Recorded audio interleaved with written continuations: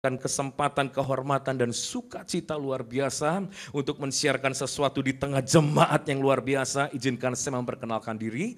Ya, nama saya Henry Suteja. Kami menggembalakan sepenuh waktu di sebuah kota, Tasikmalaya. Itu mungkin ada sebagian sudah tahu, 5-6 jam dari Jakarta, turun 3 jam dari 2,5 jam dari kota Bandung, saudara. Ya, kami percaya seperti Tuhan memelihara kami di kota itu, demikian pula Tuhan sangat-sangat memelihara jemaatnya di kota ini. Tepuk tangan yang paling meriah buat Tuhan Yesus, haleluya.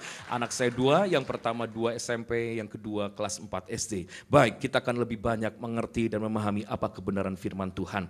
Saudara, izinkan kita membuka sebuah ayat Kejadian pasal kedua, ayatnya yang ke-15. Beri tanda dulu ayat itu, saudara. Kejadian pasal kedua, ayatnya yang ke-15.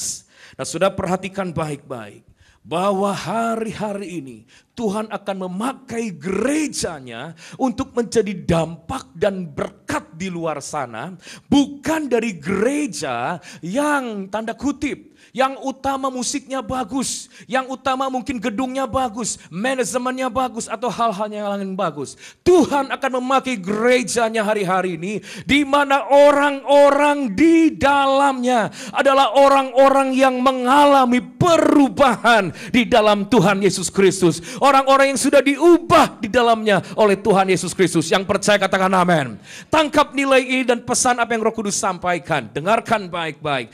Tidak selalu Tuhan menolong saudara dengan cara mengangkat beban saudara, dengan cara mengangkat masalah saudara. Tapi tangkap baik-baik.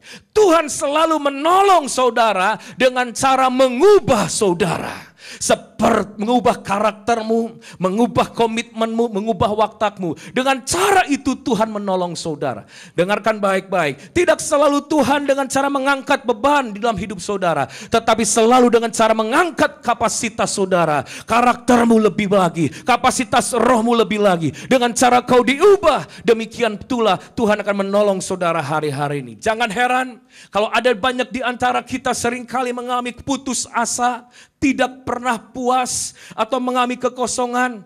Justru bukan karena masalah itu tidak henti-hentinya, tetapi ketika kita tidak pernah berubah.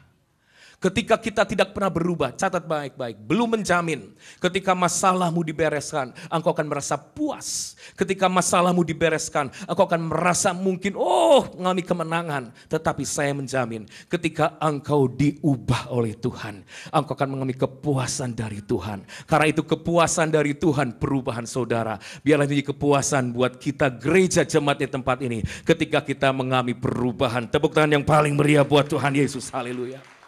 Saudara, saya ditaruh ini pada ibadah yang kedua ini. Ada 3 hal yang akan kita lihat, 3 hal yang akan kita pelajari, 3 hal yang akan kita tangkap dan terima untuk mengubah setiap kita. Amin. Hanya kuasa roh Tuhan, hanya Tuhanlah yang sanggup mengubah saudara. Oleh karena itu kita belajar 3 hal ini, supaya pulang dari tempat ini semuanya mengalami transformasi secara pribadi. Tepuk tangan sekali lagi bagi Tuhan Yesus, haleluya. Baik, yang pertama, mungkin 3 hal ini sesuatu yang basic, sederhana, tapi izinkan sudah menangkapnya. Bagaimana supaya kita bisa diubah? Karena perubahan kita adalah kepuasan hati Tuhan. Tuhan puas bukan ketika masalah saudara beres. Bahkan seringkali Tuhan mengizinkan menarik kita masuk di tengah badai supaya kita diubahkan. Karena ketika kita berubah, Tuhan puas. Biarlah kita menangkap dan saudara berada dalam titik kepuasan Tuhan. Saya mau berubah. Berapa banyak yang mau diubah oleh Tuhan? Angkat tangannya tinggi-tinggi. Sekali lagi.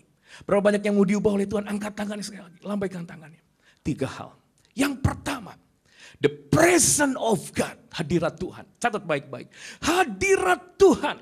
Hanya dalam hadirat Tuhan, apa yang tidak mungkin bagi manusia, mungkin bagi Allah. Sekali lagi saya tekankan, saudara mungkin sudah berjuang berkali-kali bagaimana mengubah diri saudara. Sekali lagi perubahan itu mulai dari dalam, baru keluar. Jangan mencoba perubahan dari luar, baru merubah diri saudara. Berubahlah dari dalam diri saudara, maka keluargamu berubah, keuanganmu berubah, situasimu berubah, gerejamu berubah, kotamu berubah, bangsamu berubah. Perubahan bermulai dari dalam. Tepuk tangan yang paling meriah buat Tuhan, haleluya. Dan dengar, satu, yang pertama, the presence of God, hadirat Tuhan. Saudara, ini sebuah nilai. Kalau saudara mau berubah dalam hidup saudara, diri saudara, ubah atmosfernya dulu saudara. Maka saudara akan berubah. Sekali lagi, ubah atmosfernya dulu dengan hadirat Tuhan. Saudara akan alami perubahan. Keluarga, ubah atmosfernya di rumah tangga, ada hadirat Tuhan. Di gereja atmosfernya berubah dengan hadirat Tuhan, ada perubahan. Saya percaya atmosfernya diubah. Hari ini saya ingin mengajak saudara bagaimana kita bisa mengubah atmosfer kita dengan the presence of God, hadirat Tuhan. Supaya kita yang lemah diubah jadi kuat saudara. Kita yang duka cita berubah jadi sukacita. Air mata berubah menjadi mata air. Yang merindukan katakan amin. Baik, satu ayat, Kejadian 2 ayat 15. Ya, ini untuk poin pertama, the presence of God, hadirat Tuhan. Ubah atmosfernya dengan hadirat Tuhan, saudara pasti berubah. Baik, Tuhan Allah mengambil manusia itu dan menempatkannya dalam Taman Eden untuk mengusahakan dan memelihara taman itu. Perhatikan sebentar ke depan, dari sejak awal firman-Nya memberitahu habitat kita, tempat kita adalah Taman Eden. Apa arti Taman Eden? Taman Eden memiliki pengertian the spot of the presence of God. Pusat hadirat Tuhan. Jadi dari awal kita ini diciptakan, kita akan menjadi maksimum, kita akan dipuaskan, kita akan mengalami kemaksimuman dalam berbagai hal. Kalau kita memang ditempatkan di pusat Taman Eden, di pusat hadirat Tuhan. Saudara yang mengerti, saudara yang hidup, keluargamu adalah atmosfernya hadirat Tuhan. Di sana kau akan alami perubahan, di sana akan kau alami kekuatan. Amin. Saudara, Jepang punya kereta api tercepat namanya Shinkansen. Shinkansen ini kecepatannya 350 km per jam, cepat sekali.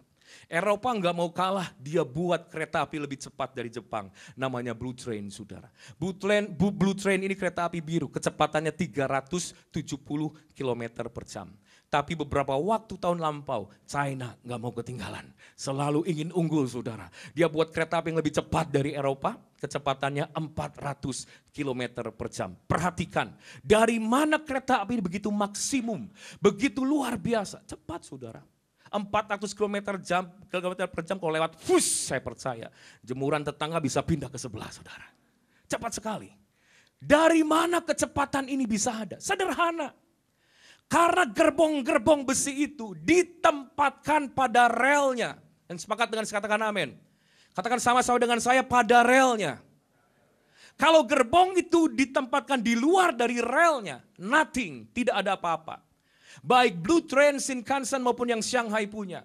Begitu ditaruh pada relnya, mereka sangat cepat.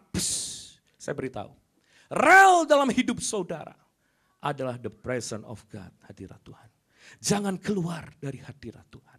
Ubah dengan atmosfer hadirat Tuhan. Saya percaya kau akan begitu diubah menjadi maksimum. Engkau yang akan lemah diubah jadi kuat. Jangan coba-coba bergerak di luar hadirat Tuhan. Di dalam atmosfer hadirat Tuhan. Di sanalah kita menemukan perubahan, kekuatan, kuasa Tuhan. Tepuk tangan yang paling meriah buat Tuhan Yesus. Haleluya. Saya rindu bertanya jemaat Tuhan. Siapakah yang berkata di dalam saudara bahwa di Alkitab saya ada kata buah pisang di dalam Alkitabnya. Saya mau tanya, siapa yang di dalam Alkitabnya tertulis buah pisang? Ada saudara? Menurut saudara buah pisang ada nggak dalam Alkitab tertulis? Ada nggak? Siapa yang berkata Pak dalam Alkitab tidak ada kata buah pisang, yang ada buah korma atau buah ara? Siapa yang berkata dalam Alkitabnya tidak tertulis buah pisang? Angkat tangan. Yang tidak angkat tangan gimana? Terserah Bapak saja. Benar saudara. Di dalam Alkitab tidak tertulis buah pisang, karena penghasil utama Israel bukan pisang, tapi pohon buah ara, buah korma, saudara. Tetapi kalau saudara pergi ke Paris sekarang, maka saudara akan temukan pisang, banana made in Israel. Dan waktu kami ada ke sana, saudara, kami melihat sebuah perkebunan pisang. Wah, Kayak yang di Tasikmalaya saya pikir. Tanahnya kering saudara. Hampir mungkin 70% lebih itu padang gurun. Tapi kok pisang bisa tumbuh berbuah di sana. Bahkan hasilnya maksimum bisa diekspor ke Eropa. Why? Mengapa? Ternyata perkebunan buah pisang ini ditutup saudara. Ditutup oleh namanya sejenis kain saudara. Semuanya diliputi. Tujuannya apa? Tanahnya boleh kering. Tetapi ketika atmosfer dari pohon pisang ini, suhunya dijaga tertentu saudara. Pisang itu bisa bertumbuh di tanah kering sekalipun. Bahkan berbuah dengan maksimum di sana. Saudara saya beritahu, masa kita kalah dengan pisang saudara? Katakan kiri kanan, masa Anda kalah dengan pisang? Kalau hadirat Tuhan, atmosfernya saya percaya, orang benar pasti bertumbuh. Orang benar pasti berbuah. Orang benar pasti diubahkan. Yang lemah dikuatkan. Yang sakit disembuhkan. Yang terikat dibebaskan. Yang ordinary pasti menjadi extraordinary. Melakukan perbuatan yang besar. Tepuk tangan yang paling meriah buat Tuhan Yesus. The presence of God. Atmosfernya harus hadirat Tuhan. Amin. Pulang dari tempat ini, renungkan. Gimana ya? Kok di rumah tangga saya suasananya panas. Saya nyetir kok nggak ada damai sejahtera, panas suasananya. Ketakutan, kecemasan. Dengar, ubah, klik hadiratnya. Atmosfernya dengan hadirat Tuhan. Saya percaya, saudara akan melihat perubahan-perubahan terjadi. Baik, perhatikan saudara. Rahim, ya. Rahim seorang ibu. Di dalamnya ditaruh pertama janin. Janin itu tidak nampak terlihat oleh mata. Tapi karena benih janin bayi ditempatkan dalam rahim seorang ibu. Maka benih janin itu bisa terus bertumbuh, semakin berubah dan sempurna dan jadi manusia. Dari yang tidak ada menjadi ada. Dari yang tidak terlihat menjadi terlihat. Kenapa? Awalnya benih, tapi ditaruh dalam rahim. Maka segala sesuatu itu bisa bertumbuh dan jadi saudara. Berubah. Saya beritahu buat saudara dengar. Kata rahim itu berasal dari kata Ibrani. Artinya rahamin. Itu berbicara kasih ilahi. Itu berbicara hadirat Tuhan. Itu berbicara kasih ilahi yang melingkupi saudara. Hadirat Tuhan itu seperti rahim seorang ibu. Engkau yang sakit dengar. Walaupun kau belum melihat kesembuhan, saya beritahu. Di dalammu ada benih kesembuhan. Engkau yang lemah dengar. Walaupun kau belum melihat kekuatan itu menjadi nyata, saya beritahu. Di dalammu ada benih kekuatan. Engkau yang mengalami kekalahan dengar, kesulitan keuangan dengar. Walaupun engkau belum melihat terobosan terjadi, di dalammu ada benih kelimpahan, yaitu roh iman yang Yesus taruh dalam hidupmu. Asal satu, benih-benih itu saudara tempatkan dalam rahimnya Tuhan. Maka itu akan bertumbuh dan berubah dan berubah. The presence of God sanggup mengubah, menumbuhkan dari yang tidak ada menjadi ada. Yang kecil menjadi besar, yang lemah menjadi kuat, yang sakit menjadi sembuh. Yang percaya katakan amin. Tepuk tangan yang paling meriah buat Tuhan. The presence of God, hadirat Tuhan. Baik, mari kita masuk lebih jauh saudara. Bagaimana caranya? Supaya sudah bisa mengubah atmosfer. Saya diberkati Lukas 19 ayat ke-8. Lukas 19 ayat ke-8. Gimana ya? Supaya berubah nih atmosfer kita. Kok di rumah tangga gak enak, hubungan suami istri gak enak. Atmosfernya gak enak itu saudara susah berubah. Tapi kalau atmosfernya the presence of God, wah saya percaya kau akan maksimum kuasa Allah dinyatakan di sana. Amin. Gimana caranya supaya kita bisa berubah sudah? Lukas 19 ayat 8. Atmosfernya berubah dengan hadirat Tuhan. Saya diberkati. Saudara buka ayat itu. Ya, boleh ditayangkan kalau memang bisa ada. Zakheus. Perhatikan, banyak orang undang Yesus. Banyak orang undang Yesus. Tuhan Yesus datang ya ke rumah. Makan, diundang Yesus. Tapi dalam peristiwa Zakheus lain. Yesus yang berkata, Zakheus turun. Aku mau datang ke rumahmu. Oh, Yesus tidak diundang oleh Zakheus. Tapi Yesus masuk sendiri ke rumah Zakheus. Yesus intervensi. Nah dari peristiwa ini kita renungkan. Gimana ya supaya atmosfer surga tiba-tiba turun atas atmosfer kita mengubah dengan hadirat Tuhan. Apa yang terjadi? Ini kuncinya saya menemukan. Lukas 19 ayat ke-8. Zakheus berkata demikian. Tuhan, Tetapi Zakeus berdiri dan berkata kepada Tuhan, Tuhan, setengah dari milikku akan kuberikan kepada orang miskin. Dan sekiranya ada sesuatu yang kuperas dari seorang yang lain, akan kukembalikan berapa lipat saudara? Berapa lipat? Katakan kiri kanan, 4 kali lipat. Apa maksud 4 kali lipat? Lihat sebentar. Bagi kita sempat bertanya-tanya, kenapa 4 kali lipat?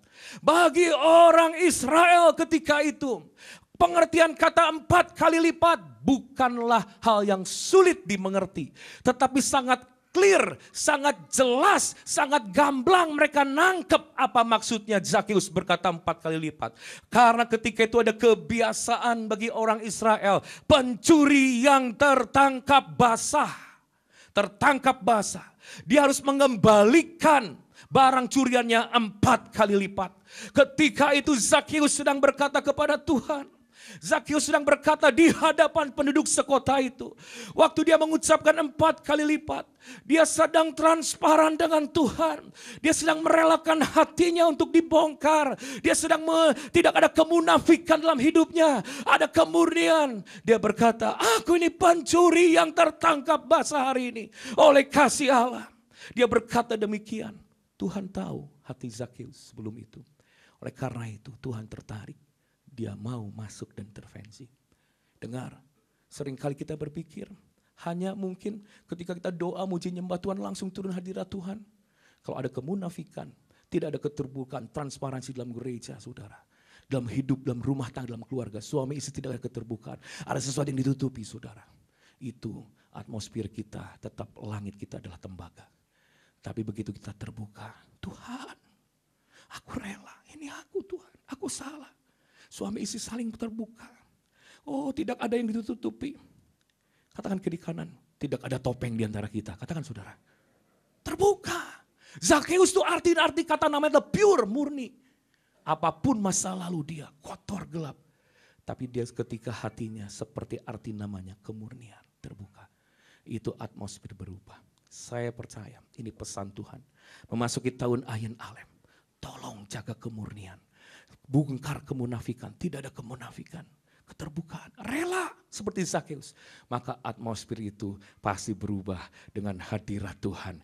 Dulu ribuan tahun lalu Yesus pernah tertarik untuk masuk rumah Zakeus. Karena keterbukaan Zakeus. Hari ini dia akan masuk ke rumah saudara. Mengubah atmosfer rumah tangga, atmosfer pekerjaan dan keuangan saudara. Sehingga di sana kau akan diubah. Di sana kau akan melihat kelimpahan, tebukan yang paling meriah buat Tuhan. Haleluya, haleluya. Dan bagaimana supaya mengubah atmosfer? Jelas Mazmur 22 ayat keempat. Tuhan Allah bersemayam di atas pujian orang Israel. Bukankah kita Israel rohani saudara? Apa yang saya tekankan? Tolong perhatikan kata mesbah. Bangun mesbah secara pribadi dan rumah tangga. Harus ada mesbah-mesbah supaya atmosfernya berubah. Banyak terus-menerus memuji, menyembah Tuhan setelah itu saudara. Bangun saudara, tolong bangun itu. Buat itu hari-hari ini. Karena dengar, kalau ketika atmosfernya kita biarkan saudara penuh dengan ketakutan, kekerasan, tanpa ada doa pujian penyembahan, kita sedang berada di luar habitat kita. Tapi ketika saudara ada dalam habitatnya, hadirat Tuhan, jangan takut. Musuh segede apapun juga, apapun keadaan saudara, dia pasti ubah saudara, memampukan menghadapi semuanya. Yang percaya katakan amin. Ubah saudara dengan mesbah. Hadirat Tuhan, atmosfer akan berubah dengan mesbah saudara. Ayo hari-hari dibangun doa pujian penyembahan. Secara keluarga, tolong mesbah keluarga perhatikan, saya tekankan ini. Dulu saya pikir saudara, saya bawa anak-anak saya yang kecil ketika itu. Ayo doa, kumpul, doa keluarga. Mereka melotot saudara, apaan? Saya mulai nyanyi dengan gaya orang dewasa, bahasa dengan gaya orang dewasa. Stres anak-anak saudara, dipaksa, ayo. Akhirnya mereka gak enjoy. Wah saya salah. Istri saya mengingatkan, papa salah. Oh iya ya, saya terlalu, oke. Tuhan beri hikmat akhirnya. Ya. Kemudian saya ambil gitar, mulai nyanyi. Ya. Kemudian saya tanya anak-anak saya sesuaikan bukan dengan waktu terbaik saya, tapi anak-anak. Kadang-kadang mereka mungkin lagi main apa? Main komputer, lagi lihat TV. Saya suka minta izin dulu. Kalian punya waktu enggak? 5 minutes, 5 menit saja. Kita kumpul yuk, doa yuk sama-sama. Ayo yuk, dengar 5 menit mau saudara. Ayo. Waktu itu mulai nyanyi saudara. Kadang nyanyi dengan gaya mereka saudara. Sambil tapi jadi kesukaan. Waktu berempat nyanyi sama-sama. Jadi kesukaan. Anak-anak senang, suka. Kami suka, terlebih Tuhan di surga sangat menyukai saudara. Itu atmosfer rumah tangga berubah. Walaupun kami sering sebagai hamba Tuhan ngalami saudara. Pukulan, hantaman. Seringkali orang yang ada di atas tanda kutip gembala. Itu dipukul, dihantam. Mau ngadu sama siapa. Terluka. Banyak gembala luka batin. Tapi gak bisa mengungkapkan. Tapi kalau atmosfernya berubah.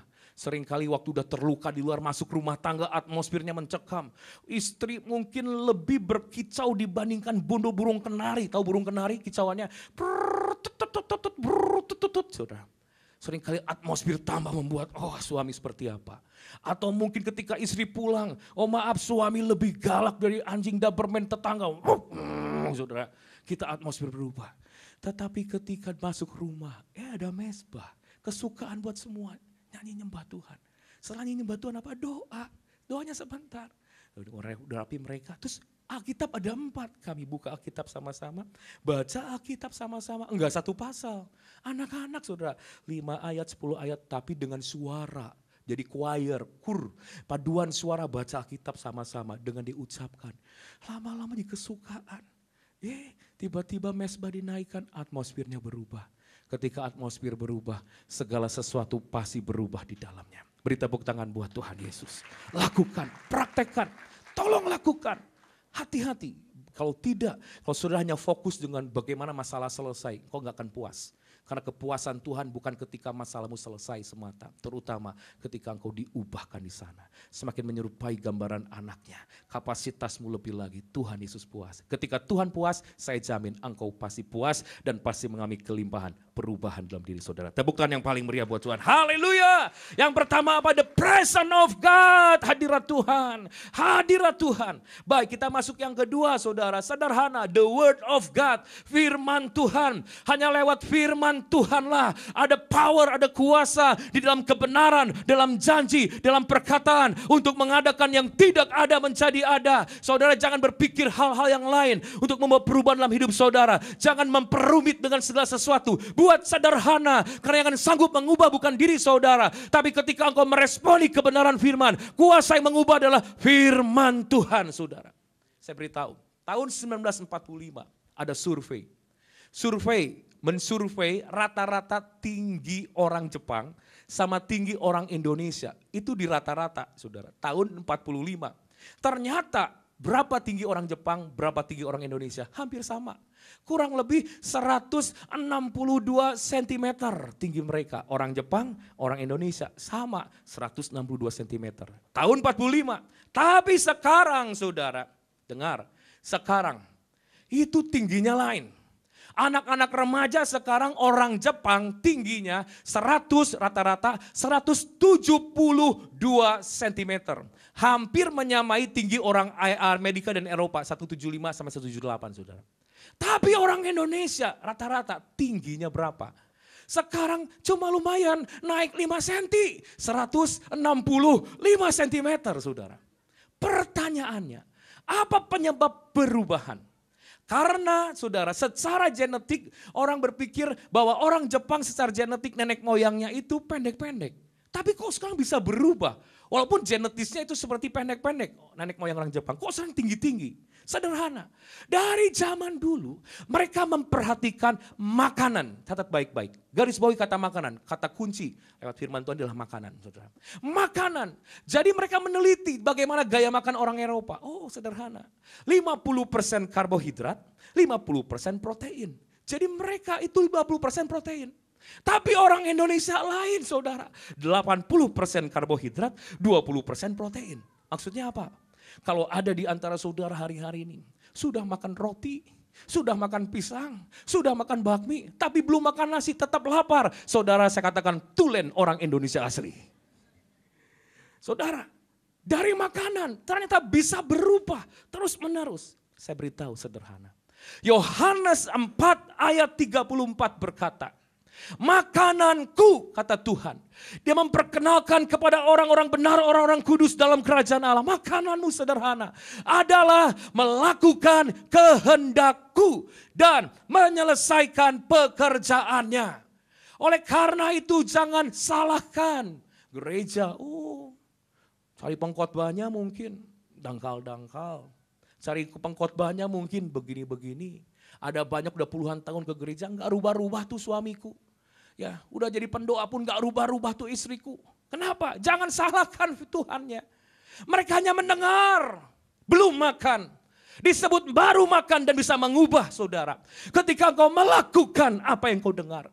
Sedikit kau mendengar firman, bergegas hatimu melakukannya. Sedikit kau mendengar, bergegas kau lakukan. Dan kalau melakukan kehendak Tuhan. Apapun ujiannya. Engkau diuji oleh waktu doamu belum dijawab. Apapun keadaannya. Keadaan semakin buruk. Tapi engkau tetap taat dan tunduk kepada firman Tuhan. Engkau tetap taat dan melakukan firman-Nya. Ketika engkau melakukan itu, saya percaya secara genetis apapun keadaanmu, engkau seorang sakit. Secara genetis engkau orang gagap. Secara genetis engkau orang yang selalu sial dan kalah. Mungkin secara keturunan tidak ada namanya kesuksesan dalam keluargamu. Tapi ketika engkau makan ini perkataan Tuhan, tunduk dan taat apapun ujiannya. Tuhan yang akan mengangkat, mengubah saudara. Karena dia berjanji ada power, ada kuasa dalam kebenaran firman-Nya. Tepuk tangan yang paling meriah buat Tuhan. Firman-Nya, perkataannya. Saudara dengar, apakah iman?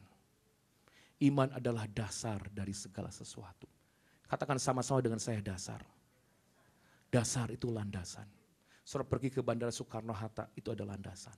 Hari-hari ada pesawat terbesar Airbus A380. Lebih baik, lebih nyaman, lebih besar, bobotnya lebih lagi dibandingkan Boeing 747.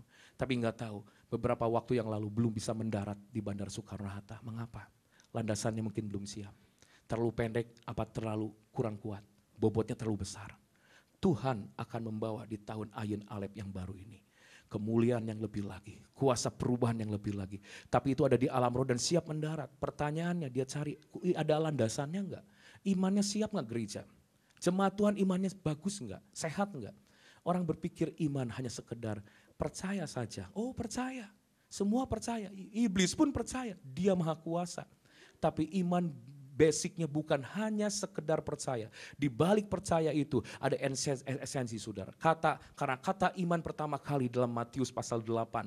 Yesus berkata soal iman yang besar ketika dia melihat. Seorang perwira yang berkata, Tuhan jangan datang ke rumahku. Cukup engkau berkata, aku seorang bawahan dan aku seorang atasan. Di bawahku ada atasan, di bawahku ada bawahan. Kalau aku ngomong bawahanku pasti melakukan. Ketika Tuhan melihat ketaatan, tunduk melakukan kepada perkataan Tuhan. Di situ Tuhan berkata faith, iman. Hari saya beritahu, saudara makanan saudara adalah lakukan ini saudara. Hatimu harus tahu di tahun Ayin Alep. Ketika engkau taat melakukan sampai selesai apapun ujiannya. Saudara di sanalah Tuhan berkata firman Tuhan tidak pernah gagal. Pasti mengubah saudara. Tepuk tangan yang paling meriah buat Tuhan, haleluya. Tahun 2006 saudara, tahun 2004. Tanggal 26 Desember terjadi tsunami di Aceh. Tiba-tiba ada seorang anak usia 7 tahun bernama Martunis. Bersama keluarga dia terhempas. Bus, keluarganya mati. Martunis ini akhirnya dia terbawa seret arus balik ke lautan. 3 minggu kisah nyata. Di lautan dia terkatung-katung. Di atas sebuah papan. Mengalami badai, dia berjuang bertahan hidup. Hanya oleh anugerah saja 3 minggu kemudian akhirnya Januari pertengahan 2005. Dia kembali mendarat. Ketika dia mendarat, wartawan Eropa dia men-shoot. Dan waktu itu dia jual klip ini ke beberapa stasiun televisi di Eropa. Waktu dijual ke Portugal, orang Portugal tersentuh hatinya. Berbeda dengan negara lain. Orang Portugal kemudian wah dia terharu. Dan akhirnya dia memanggil anak ini. Saudara tahu kenapa alasannya? Karena anak ini kedapatan. Waktu dia sedang terkatung-katung di atas air menghadapi badai. Dia sedang mengenakan kostum seragam kesebelasan sepak bola Portugal saudara. Itu warnanya entah apa dulu, apa hijau, apa merah, saya nggak ngerti saudara. Sehingga ketika itu, wah mereka bangga. Ini anak Indonesia sedang menghadapi badai berjuang hidup antara hidup dan mati. Sedang pakai seragam kita loh. Termasuk Luis Figo dan Ronaldo. Dan bersama wali kota Lisabon, dia undang anak ini datang ke sana. Dan mereka bukan kita yang bangga difoto dengan Ronaldo saudara. Ronaldo, Luis Figo bangga difoto dengan anak ini saudara. Anak ini dapat kehormatan di tahun 2006 sepak bola perempat final Portugal.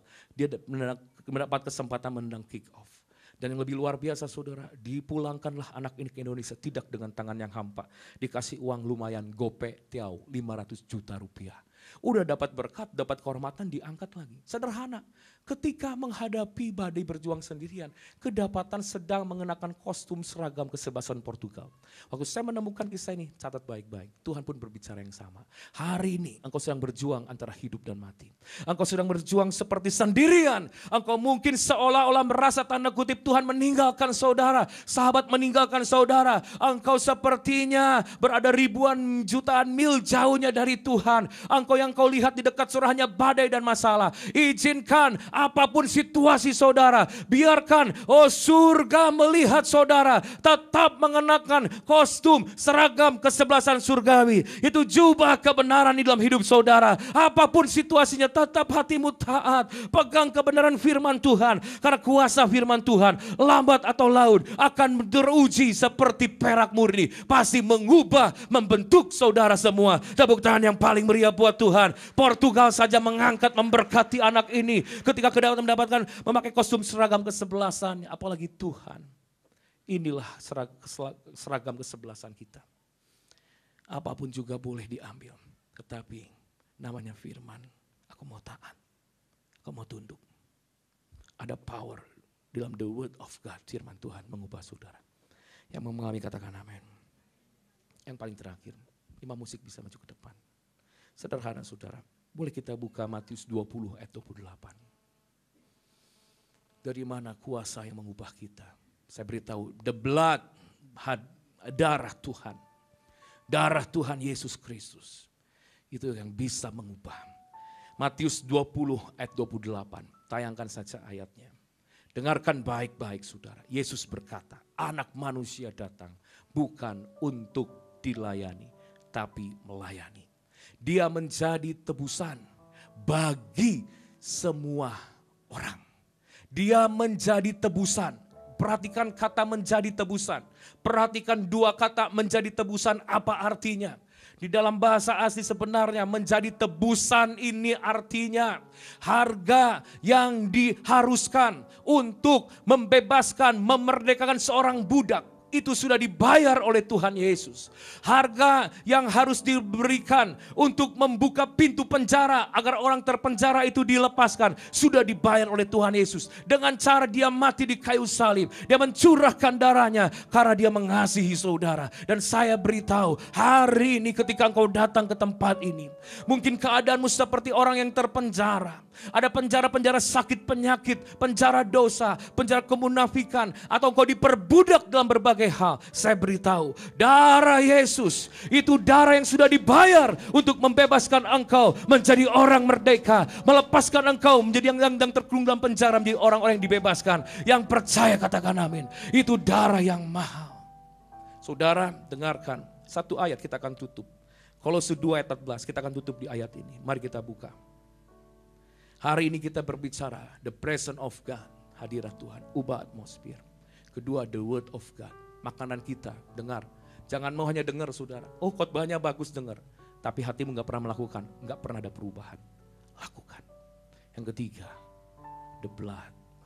Darah Tuhan. Pewahyuan ini membuka saudara yang terikat ingin dipulihkan, dibebaskan, diubah. Tuhan aku sudah diubahkan. Bukan oleh kekuatanku. Ya aku percaya oleh apa yang Tuhan perbuat. Firman-Nya berkata, sudah dibayar. Aku merdeka, iblis aku merdeka. Iblis aku dilepaskan. Karena orang yang melakukan dosa, orang yang lemah, setiap kita di alam roh, kita punya surat hutang. Dan iblis mengintimidasi. Kamu gak mungkin berubah, kamu gak bisa.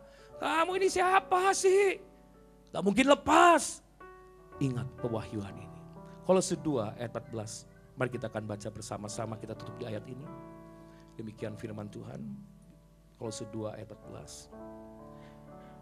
Dengan menghapuskan surat hutang yang oleh ketentuan-ketentuan hukum mendakwa dan mengancam kita. Dan itu ditiadakannya dengan memakukannya pada kayu salib. Dipakukan di kayu salib ada darah mengalir. Menghapuskan surat hutang. Saudara renungkan baik-baik.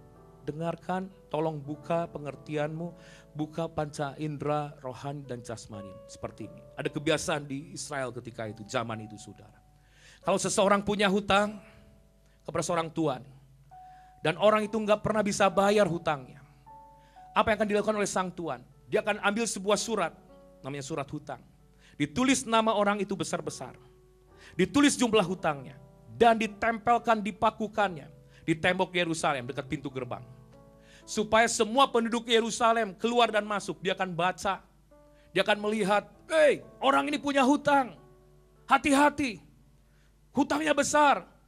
Dengan cara itu di sebuah hukuman, mengintimidasi, mendakwa seluruh keluarga di orang itu. Bagaimana cara membebaskannya? Ada sebuah kebiasaan. Kalau ada satu pribadi, ketika dia melalui jalan itu, dia mengenal orang ini. Dia mengasihi orang ini. Dia juga punya kemampuan untuk membebaskan. Dan dia melihat surat hutang itu, apa yang dia lakukan? Orang ini akan menulis namanya, ditulis di sana. Kemudian itu surat akan dilipat jadi 2 dan ditempelkan kembali, ditutup. Sang tuan yang punya piutang itu, ketika melihat surat itu mulai dilipat, dia tahu ada seorang sudah menebusnya. Dia buka surat itu, dia tuh lihat ada satu nama yang tercatat. Dia datangi orang itu. Orang itu akhirnya membayar dengan lunas. Orang ini dibebaskan. Saya beritahu buat saudara, hari ini apapun situasi keadaanmu, apa yang sudah kau lakukan, kita gak pernah bisa berubah. Karena seringkali masa lalu itu mengintimidasi, ada surat hutang di alam roh. Mungkin tidak ada satu orang pun yang mau menempelkan namanya di dalam surat hutang kita. Orang yang punya hutang dijauhi keluarganya, saudara. Tapi Tuhan Yesus ketika kau melihat hutang-hutang saudara, dia tulis namanya dengan darahnya di sana. Dia tutup. Dan iblis, kau sudah boleh datang. Ada nama Yesus di atas surat hutangku, ada darah. Harganya sudah lunas dan aku harus berani bangkit. Aku berubah, aku berbeda. The blood of Jesus Christ. Itu membuat aku senantiasa sukacita setiap hari. Tepuk tangan yang paling meriah buat Tuhan. Saya akan tutup dengan sebuah kesaksian. Saya pernah bernasar, saudara.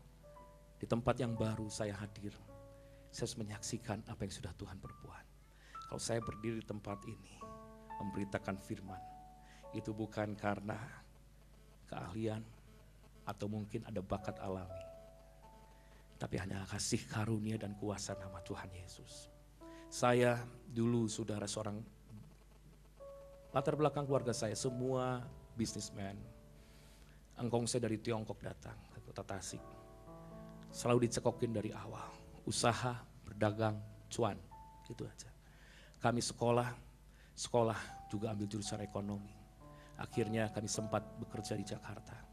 Dan akhirnya kami pulang meneruskan usaha keluarga. Tetapi ada sebuah peristiwa saudara.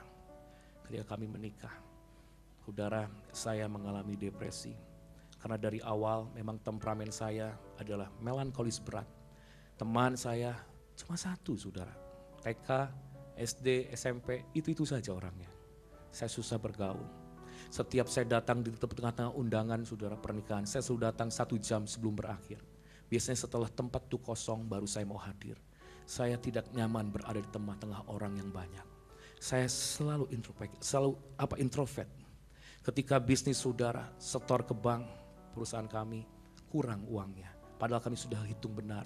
Kurang 2 juta apa 1 juta. Bank ini kurang. Saya gak mau ribut. Saya katakan pegawai, udah biarkan. Istri saya yang maju. Gak bisa. Semua di stop, periksa.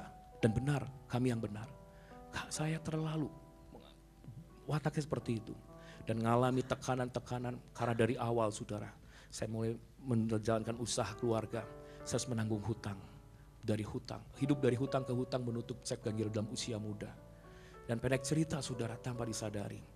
Ya, saya kena depresi. Saya hanya bisa tidur di atas pangkuan istri saya. Saya ke psikiater, saya makan obat. Saya gak bisa tidur, saya ketakutan. Saya berpikir gak bisa nafas, saya benar-benar gak bisa nafas. Sampai di oksigen, saya ke rumah sakit saudara. Ketika itu saya hancur. Maaf. Kenapa saya jelaskan ini? Saya ingin menjelaskan betapa besar kasih dan kuasa yang bisa mengubah. Saya berkata, Tuhan, orang sakit gigi bisa pakai ponstan, hilang rasa sakitnya. Orang sakit mah bisa pakai mungkin hal-hal yang lain.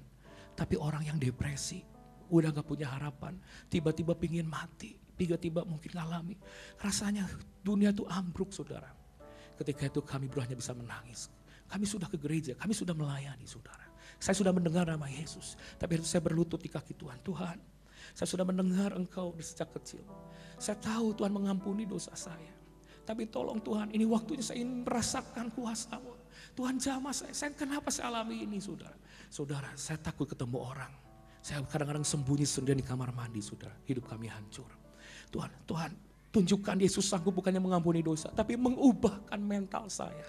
Mengubahkan mungkin pola pikir saya. Tunjukkan Kau sanggup ubah saya 180 derajat Tuhan. Tolong ubahkan saya. Kami putus asa menangis setiap hari. Berhenti semua. Istri saya sering meninggalkan pekerjaan hanya untuk dampingi saya. Sepertinya tutuplah lembaran hidup saya dengan sebuah kata kesimpulan. Loser, orang yang kalah, orang yang gagal, orang depresi gak punya harapan. Saya memandang anak saya masih kecil. Saya menangis saudara. Kenapa Tuhan? Belum ada masalah, sudah kalah dulu. Itu orang depresi. Tapi suatu kali istri saya berkata, Papa, saya dapat mimpi. Apa? Papa mau dipakai. Pakai apa? Berkhotbah memberitakan Injil. Dari desa ke desa, pulau ke pulau, bangsa ke bangsa. Saya sudah gak punya apa-apa. Saya hanya punya janji. Ya, saya pegang janji itu. Walaupun perasaan berkata, nonsen. Surat hutang berkata, kamu orang kalah. Kamu orang ketakutan, orang seperti ini. Gak mungkin bisa. Kamu gak pernah bisa. Kamu gak mungkin bicara di depan banyak orang. Gak mungkin. Saudara, tapi kami berdoa. Apa yang tugas kami lakukan? Firman Tuhan, saya pegang. Saya melihat cermin, saya berkata, hamba Tuhan yang luar biasa. Beritakan Injil. Dan saya melihat waktu di kamar ketakutan. Saya lihat jendela di luar orang-orang lewat. Saya katakan, saya ucapkan Tuhan, saya 100 kali lipat lebih kuat dibandingkan orang berhikmat di kota ini.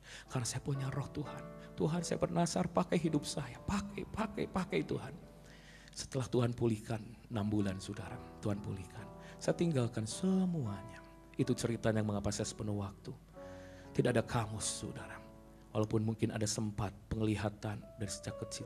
Ada sempat nasar pernah terucap sekali. Tapi saya lupakan untuk jadi seorang hamba Tuhan.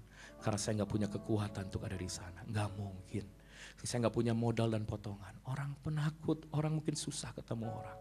Saudara tahu, ketika awal pertama saya harus berkhotbah ada di depan. Saya gemetar. Saya pegang isi saya. Surat hutang itu kembali seolah muncul. Kamu gak bisa lepas. Kamu gak bisa berubah. Kamu gak mungkin jadi hamba itu. Kamu gak mungkin diberitakan firman Tuhan, Injil Tuhan di balik mimbar. Gak mungkin. Saya kejang saudara, setengah ini. Pertama bibir saya gak bisa ngomong. Saya pegang istri saya, Mah kita pulang. Itu awal pelayanan sepenuh waktu saya menjadi hamba Tuhan. Kok ini jadi lagi, kok ketakutan saudara, kenapa? Ketemu orang banyak, pindah ke tempat belakang. Saya gak mungkin depan, duduk di belakang. Di belakang, orang datang terlambat lebih banyak saudara. Keluar masuk, tambah takut lagi. Wah, ini, kita depan lagi. Ketika saya hampir mau menyerah, sempat saya mau pulang, istri saya berkata, sekali kamu mundur, Tuhan gak pernah bisa pakai, kamu bisa. Kami berdoa, Tuhan berjanjikan lewat mimpi. Kalau memang saya harus mati di mimbar, izinkan saya memberitakan apa yang sudah Yesus perbuat. Saya gak bisa khotbah, saya bisa ngomong apa-apa. Saya gak punya kekuatan, saya gak enjoy seperti di depan banyak orang. Itu bukan dunia saya, tapi saya bernasar Tuhan. Dan saya harus jawab nasar itu. Tuhan sudah sembuhkan saya. Saya harus beritakan apa yang Yesus lakukan. Di tahun pertama, itu tahun 2003, 1 Januari, saya memberikan sepenuh waktu hidup lembaran baru. Seorang hamba Tuhan. Karena Tuhan Yesus sudah sembuhkan saya. Saya beritakan apa hadirat Tuhan, kuasa firman, kuasa darah yang mengubah. Sejak saat itu, waktu saya datang ke gembala, bapak saya, gembala rayon Pak David Sakra, Pak, saya nggak punya potongan, saya mungkin nggak cocok untuk berkhotbah. Kenapa? Setiap saya coba berkhotbah, itu panas dingin Pak, sama gemetaran Pak, nggak sanggup. Gembala saya, bapak saya ngomong, bagus. Saya kaget, loh kenapa bagus? Kalau begitu kamu ngandalkan roh Tuhan. Oh gitu ya Pak. Minggu depannya langsung dijadwal keluar kota saudara. Sejak saat itu puluhan kali saudara, di dalam 54 minggu, hanya beberapa minggu saya ada di tempat. Sisanya saya hanya punya mimpi, saya didapat dream waktu sepenuh waktu. Apapun yang gembalamu katakan, nurut pergi kemana pergi. Saya nggak pernah nolak, saya nurut ya. Tapi selama itu tidak pernah sekalipun Roh Kudus meninggalkan. Sampai saya mau berkata di tempat ini, bukan katanya, tapi sebuah kebuktian hidup Tuhan setia. Ketika saya ada di depan mimbar, Dia memberi kemampuan, pengurapan, pewahyuan. Sampai hari ini 2010. Dia tidak pernah meninggalkan. Dan saya hanya bisa berkata bangga, Tuhan Yesus yang bisa mengubah. Jadi kau izinkan saya ada di tempat ini. Sama sekali apa yang bisa dibanggakan. Hanya firman-Nya. Hanya darahnya yang ajaib. Dan saya beritahu, dia sedang mengubah banyak orang di tempat ini. Apapun masa lalumu. Surat hutang seperti apapun. Kalau iblis berkata, masa lalu berkata, enggak mungkin. Saya katakan mungkin di dalam Tuhan. Mungkin di dalam hadirat Tuhan. Segala sesuatu mungkin dalam firman-Nya. Lewat darahnya iblis dikalahkan. Dan kau bisa diubahkan. Tepuk tangan yang paling meriah buat Tuhan. Kita akan berdoa saudara. Ada banyak yang sedang mengalami kelemahan. Mungkin ada banyak dalam ketakutan. Ada yang banyak sudah pasif dalam hidupnya. Seperti hamster. Dia berjalan di tempat gak punya dream, tujuan. Saya menantang saudara. Muka saudara punya mimpi. Aku akan lakukan perkara yang besar bersama Tuhan. Aku berbeda. Aku bisa diubah. Aku bisa menjadi berkat buat bangsa-bangsa. Amin saudara. Semua apa yang Tuhan itu sudah Tuhan genapkan. Dan saya percaya dia akan lebih lagi memakai menggenapkan saudara. Mari katakan bersama-sama.